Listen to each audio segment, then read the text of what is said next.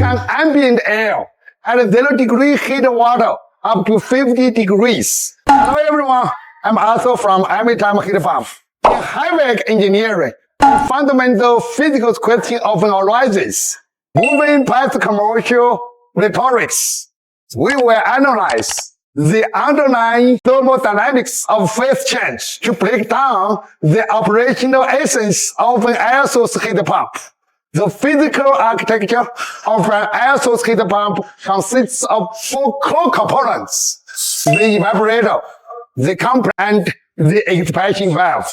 Connected in a closed looping system, they are charged with the low boiling point mass transfer medium.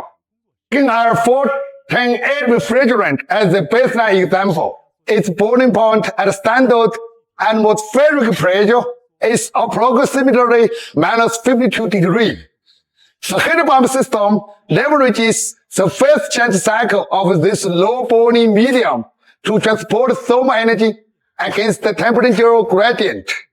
This thermodynamics process is precisely divided into 4 distinct stages. Stage 1 is low pressure heat absorption within the evaporator.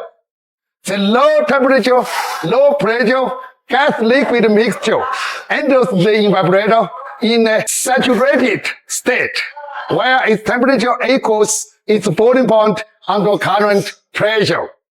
As the after-door fan draws 0 degree ambient air across the evaporator coils, the air temperature being significantly higher than the refrigerant's boiling point forces the refrigerant to absorb a large amount of sensible and latent heat, causing it to vaporize.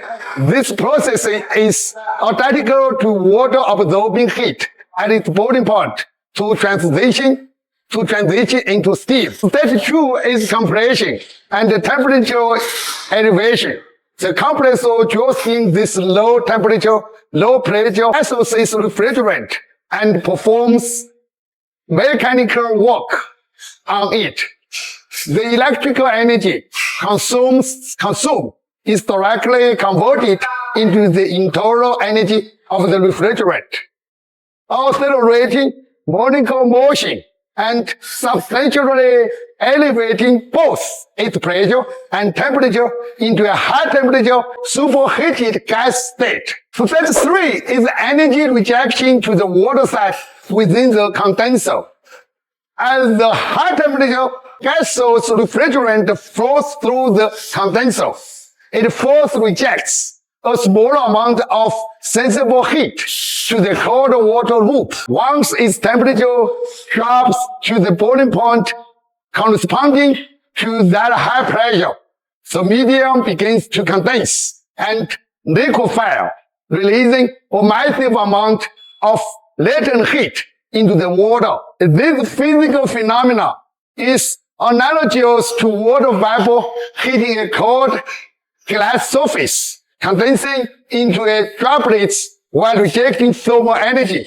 Through this mechanism, the water loop is successfully evacuated above 50 degrees Celsius. Stage 4 is throttling and pressure reduction via the expansion valve. At the high pressure, liquid refrigerant passes through the restrictive orifice of the expansion valve. Its pressure drops abruptly, causing a sharp decline in its corresponding saturated boiling point. This triggers instantaneously boiling and vaporization of a small portion of the refrigerant, a phenomenon known as splashing process rapidly absorbs latent heat from the remaining liquid refrigerant, causing the medium's temperature to plummet.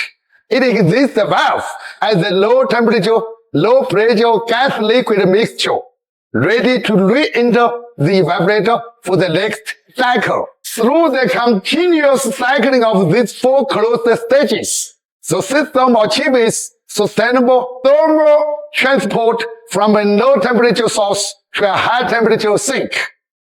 The fundamental physical reason behind the high coefficient of performance, that means COP in heat pump technology, that's not standard sensible heat exchange, but in the highly efficient utilization of the immense latent heat embedded within the medium's phase transitions.